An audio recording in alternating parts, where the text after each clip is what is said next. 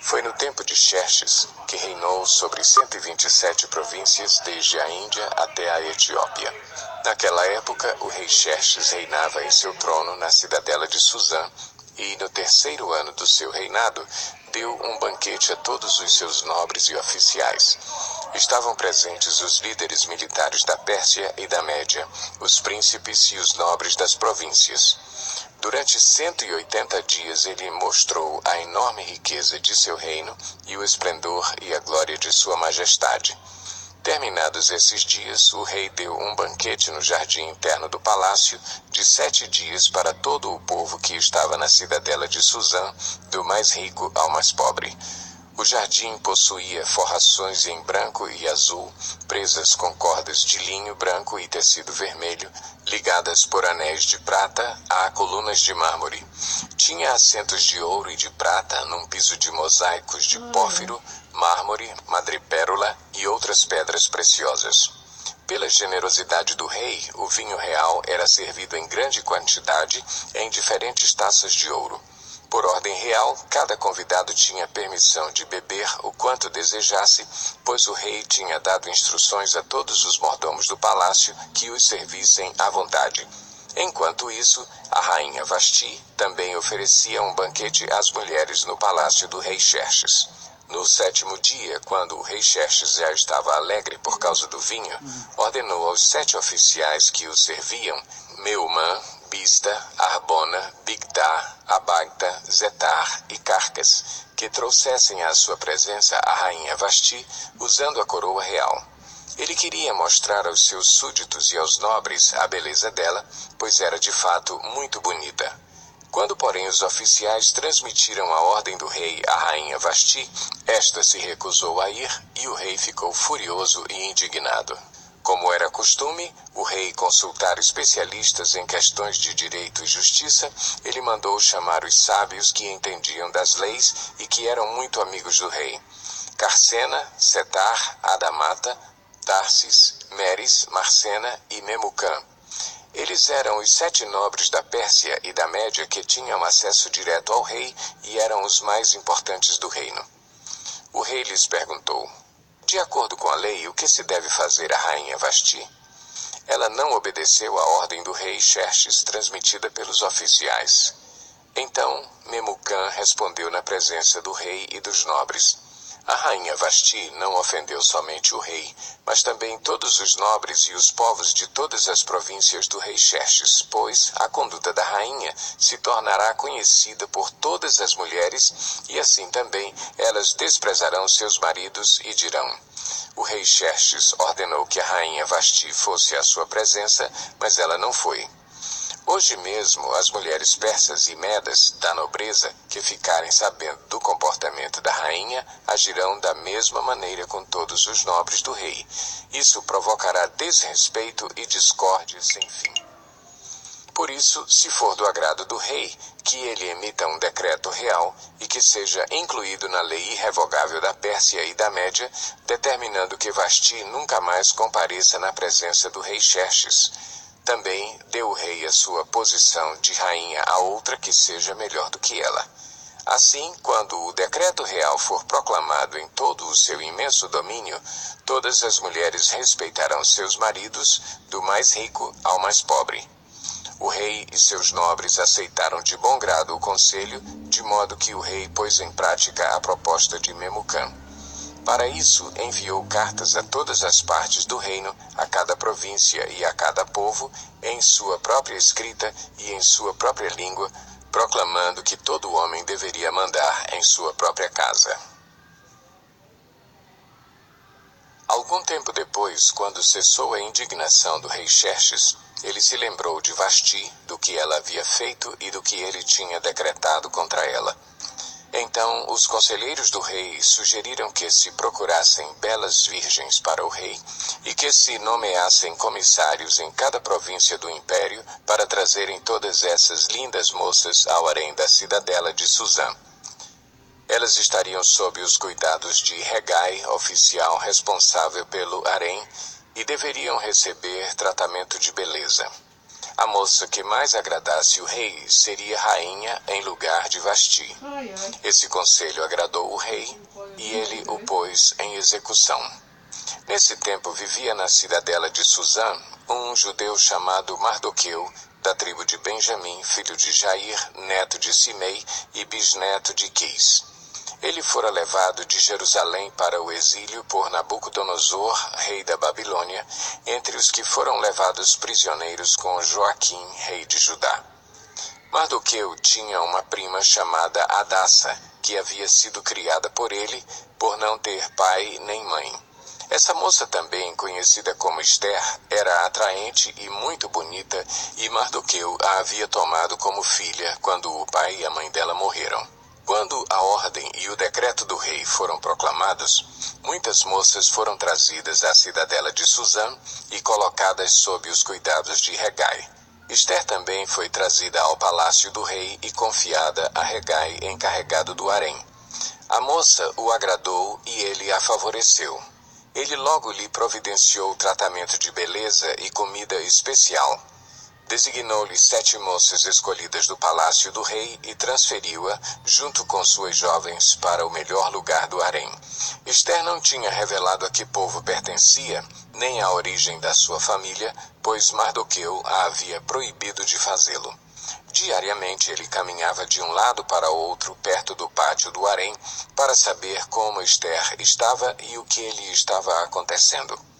Antes de qualquer daquelas moças apresentar-se ao rei Xerxes, devia completar 12 meses de tratamento de beleza prescrito para as mulheres. 6 meses com óleo de mirra e 6 meses com perfumes e cosméticos. Quando ia apresentar-se ao rei, a moça recebia tudo o que quisesse levar consigo do harém para o palácio do rei. À tarde, ela ia para lá e de manhã voltava para outra parte do harém, que ficava sob os cuidados de Saasgás, oficial responsável pelas concubinas. Ela não voltava ao rei a menos que dela ele se agradasse e a mandasse chamar pelo nome. Quando chegou a vez de Esther, filha de Abiail, tio de Mardoqueu, que a tinha adotado como filha, ela não pediu nada além daquilo do que Hegai, oficial responsável pelo harém, sugeriu. Esther causava boa impressão a todos os que a viam. Ela foi levada ao rei Xerxes, à residência real, no 10º mês, o mês de Tebete, no 7º ano do seu reinado. O rei gostou mais de Esther do que de qualquer outra mulher. Ela foi favorecida por ele e ganhou sua aprovação mais do que qualquer das outras virgens. Então ele lhe colocou uma coroa real e tornou-a rainha em lugar de Vasti. O rei deu um grande banquete, o banquete de Esther, para todos os seus nobres e oficiais. Proclamou feriado em todas as províncias e distribuiu presentes por sua generosidade real. Quando as virgens foram reunidas pela segunda vez, Mardoqueu estava sentado junto à porta do palácio real. Esther havia mantido segredo sobre seu povo e sobre a origem de sua família, conforme a ordem de Mardoqueu, pois continuava a seguir as instruções dele, como fazia quando ainda estava sob sua tutela. Um dia, quando Mardoqueu estava sentado junto à porta do palácio real, Bigtan e Teres, 2 dos oficiais do rei que guardavam a entrada, estavam indignados e conspiravam para assassinar o rei Xerxes. Mardoqueu, porém, descobriu o plano e o contou à rainha Esther, que, por sua vez, passou a informação ao rei em nome de Mardoqueu. Depois de investigada a informação e descobrindo-se que era verdadeira, os 2 oficiais foram enforcados. Tudo isso foi escrito nos registros históricos na presença do rei. Depois desses acontecimentos, o rei Xerxes honrou Amã, filho de Amedata, descendente de Agag, promovendo-o e dando-lhe uma posição mais elevada do que a de todos os demais nobres. Todos os oficiais do palácio real curvavam-se e prostravam-se diante de Amã, conforme as ordens do rei. Mardoqueu, porém, não se curvava nem se prostrava diante dele. Então os oficiais do palácio real perguntaram a Mardoqueu: "Por que você desobedece à ordem do rei?" Dia após dia eles lhe falavam, mas ele não lhes dava atenção e dizia que era judeu. Então contaram tudo a Amã para ver se o comportamento de Mardoqueu seria tolerado. Quando Amã viu que Mardoqueu não se curvava nem se prostrava, ficou muito irado. Contudo, sabendo quem era o povo de Mardoqueu, achou que não bastava matá-lo. Em vez disso, Amã procurou uma forma de exterminar todos os judeus, o povo de Mardoqueu, em todo o império de Xerxes. No primeiro mês do 12º ano do reinado do rei Xerxes, no mês de Nisã, lançaram o pur, isto é, a sorte, na presença de Amã, a fim de escolher um dia e um mês para executar o plano. E foi sorteado o 12º mês, o mês de Adar. Então Amã disse ao rei Xerxes: existe certo povo disperso e espalhado entre os povos de todas as províncias do teu império, cujos costumes são diferentes dos de todos os outros povos e que não obedecem às leis do rei. Não convém ao rei tolerá-los. Se for do agrado do rei, que se decrete a destruição deles, e eu colocarei 350 toneladas de prata na tesouraria real, à disposição para que se execute esse trabalho. Em vista disso, o rei tirou o seu anel-selo do dedo, deu-o a Amã, o inimigo dos judeus, filho de Amedata, descendente de Agag, e lhe disse: fique com a prata e faça com o povo o que você achar melhor. Assim, no 13º dia do primeiro mês, os secretários do rei foram convocados. Amã ordenou que escrevessem cartas na língua e na escrita de cada povo, aos sátrapas do rei, aos governadores das várias províncias e aos chefes de cada povo. Tudo foi escrito em nome do rei Xerxes e selado com seu anel. As cartas foram enviadas por mensageiros a todas as províncias do império, com a ordem de exterminar e aniquilar completamente todos os judeus, jovens e idosos, mulheres e crianças, num único dia, o 13º dia do 12º mês, o mês de Adar, e de saquear os seus bens. Uma cópia do decreto deveria ser publicada como lei em cada província e levada ao conhecimento do povo de cada nação, a fim de que estivessem prontos para aquele dia. Por ordem do rei, os mensageiros saíram às pressas e o decreto foi publicado na cidadela de Suzã. O rei e Amã assentaram-se para beber, mas a cidade de Suzã estava em confusão. Quando Mardoqueu soube de tudo o que tinha acontecido, rasgou as vestes, vestiu-se de pano de saco, cobriu-se de cinza e saiu pela cidade, chorando amargamente em alta voz. Foi até a porta do palácio real, mas não entrou, porque ninguém vestido de pano de saco tinha permissão de entrar. Em cada província onde chegou o decreto com a ordem do rei, houve grande pranto entre os judeus, com jejum, choro e lamento. Muitos se deitavam em pano de saco e em cinza. Quando as criadas de Ester e os oficiais responsáveis pelo harém lhe contaram o que se passava com Mardoqueu, ela ficou muito aflita e mandou-lhe roupas para que as vestisse e tirasse o pano de saco, mas ele não quis aceitá-las. Então Ester convocou Atá, um dos oficiais do rei, nomeado para ajudá-la, e deu-lhe ordens para descobrir o que estava perturbando Mardoqueu e por que ele estava agindo assim. Atá foi falar com Mardoqueu na praça da cidade, em frente da porta do palácio real. Mardoqueu contou-lhe tudo o que lhe tinha acontecido e quanta prata Amã tinha prometido depositar na tesouraria real para a destruição dos judeus.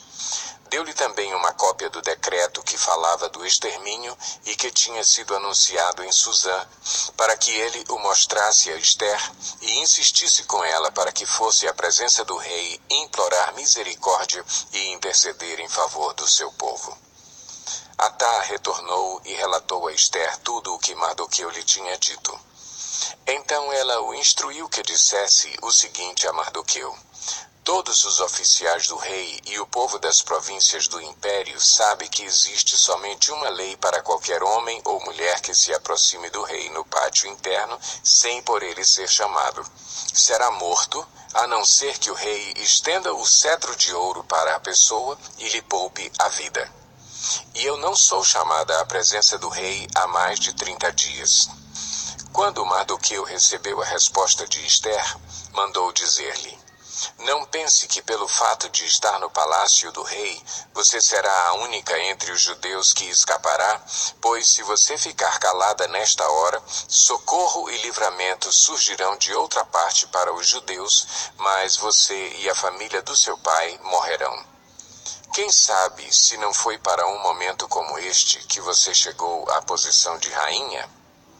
Então Ester mandou esta resposta a Mardoqueu: vá reunir todos os judeus que estão em Susã e jejuem em meu favor. Não comam nem bebam durante 3 dias e 3 noites. Eu e minhas criadas jejuaremos como vocês.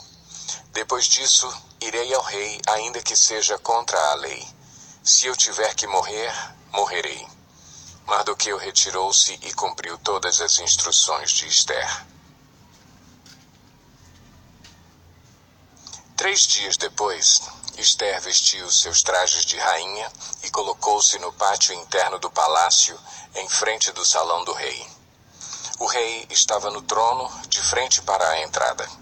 Quando viu a rainha Ester ali no pátio, teve misericórdia dela e estendeu-lhe o cetro de ouro que tinha na mão. Ester aproximou-se e tocou a ponta do cetro. E o rei lhe perguntou: que há, rainha Ester? Qual é o seu pedido? Mesmo que seja a metade do reino, lhe será dado. Respondeu Ester: se for do agrado do rei, venha com Amã a um banquete que lhe preparei. Disse o rei: tragam Amã imediatamente para que ele atenda ao pedido de Ester. Então o rei e Amã foram ao banquete que Ester havia preparado. Enquanto bebiam vinho, o rei tornou a perguntar a Ester: qual é o seu pedido? Você será atendida. Qual o seu desejo? Mesmo que seja a metade do reino, lhe será concedido. E Ester respondeu: este é o meu pedido e o meu desejo. Se o rei tem consideração por mim, e se lhe agrada atender e conceder o meu pedido, que o rei e Amã venham amanhã ao banquete que lhes prepararei. Então responderei à pergunta do rei. Naquele dia, Amã saiu alegre e contente, mas ficou furioso quando viu que Mardoqueu, que estava junto à porta do palácio real, não se levantou nem mostrou respeito em sua presença. Amã, porém, controlou-se e foi para casa. Reunindo seus amigos e Zeres, sua mulher, Amã vangloriou-se de sua grande riqueza, de seus muitos filhos e de como o rei o havia honrado e promovido acima de todos os outros nobres e oficiais. E acrescentou Amã: além disso, sou o único que a rainha Ester convidou para acompanhar o rei ao banquete que ela lhe ofereceu. Ela me convidou para comparecer amanhã com o rei. Mas tudo isso não me dará satisfação enquanto eu vir aquele judeu Mardoqueu sentado junto à porta do palácio real. Então Zeres, sua mulher e todos os seus amigos lhe sugeriram: mande fazer uma forca de mais de 20 metros de altura e logo pela manhã peça ao rei que Mardoqueu seja enforcado nela. Assim você poderá acompanhar o rei ao jantar e alegrar-se. A sugestão agradou Amã e ele mandou fazer a forca.